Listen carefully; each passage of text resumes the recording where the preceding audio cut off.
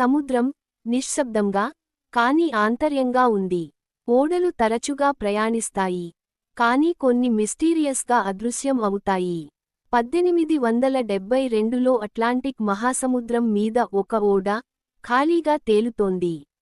British ఓడ die గ్రాటియా ఆ ఓడను చూసింది, మెరీ సెలెస్ట్.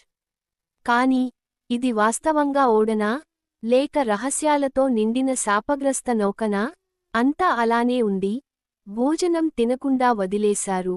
కెప్టెన్ లాగ్బుక్ చివరి ఎంట్రీ అసంపూర్ణంగా ఉంది, కాని ఒక్క నావికుడూ అక్కడ లేరు. ఎవరు తీపారా? దొంగల దాడా, లేదా ఇది అన్యగ్రహ జీవుల అపహరణ? ఈ రోజు మనం మెరీ సెలెస్ట్ మిస్టరీని ఛేదించబోతున్నాం. ఇలాంటి మరిన్ని అనుమానాస్పద కథలు తెలుసుకోవాలంటే సీక్రెట్ కేస్ ఫైల్స్ ఛానల్కి సబ్స్క్రైబ్ చేయండి. మనం మిస్టరీ ఛేదన మొదలు పెడదాం.